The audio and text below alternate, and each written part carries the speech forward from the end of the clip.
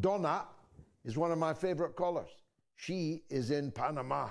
She never quite explained why, but she wants to talk about the Ukraine. Donna. Hi. As I told the lady who answered your phone, I wish you would expand on what happened in Maidan, and I'll bet I'm not the only watcher, listener out there who doesn't know the details. Could you talk about it? You've mentioned Maidan Euro several times. I will do, and I'm grateful for the opportunity to do so. It is important to be constantly reminded that not everyone is aware of the terms of reference that are casually and repeatedly used by speakers such as myself. The Maidan is the square that was outside the Ukrainian parliament in Kiev, which filled up with pro-EU, pro-Western demonstrators who were supplemented almost daily by visiting members of the European Parliament, visiting American dignitaries, if they can be called that. Victoria Nuland, the beast of Washington, was literally on the square handing out cookies. They then, it's now widely understood, in conjunction with Nuland, formed a conspiracy to overthrow the elected government in Ukraine and replace it with a pro-Western, pro-EU government. In the course of that, they set up a provocation of gunmen on the roof overlooking the square to fire on the demonstrators. It's now overwhelmingly, widely believed, including by people who have captured telephone audio, that these gunmen were in fact belonging to the opposition and had nothing to do with the Ukrainian state. Upon this provocation, the crowd overwhelmed the security in the square. They burst into the Ukrainian parliament. They set it on fire. They set the elected president scurrying for his life, literally running out the back door of the building and getting a helicopter to safety just in the nick of time.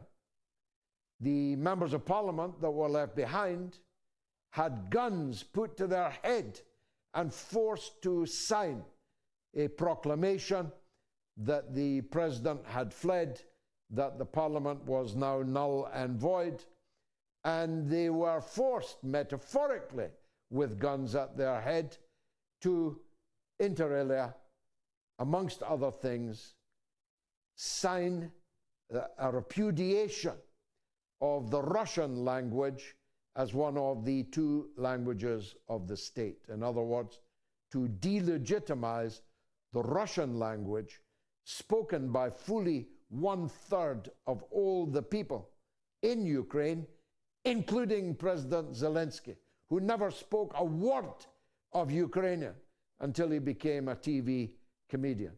All of his life, all of his education was in the Russian language. At a stroke, in 2014, Russians were declared second-class citizens in the Ukrainian state. And the government that emerged from this coup was a hard-right, ultra-nationalist Ukrainian nationalist government, followers of the fascist collaborators of Adolf Hitler, who massacred with their own hands, not even waiting for the SS, millions of Jews and others in the Holocaust of the East in the Second World War. The Russian-speaking people in the eastern part of Ukraine, watching their language being abolished as an official language of the state, seeing the people that their grandfathers and fathers had fought in the Great Patriotic War, now strutting around Kiev wearing swastikas, flying Nazi flags, SS insignia, and streets being called after SS generals, decided we're not going to put up with that. We've no intention of living in a Ukrainian state like that. And so they declared their guaranteed autonomy to have been switched on, and they declared the People's Republics in the Donbass.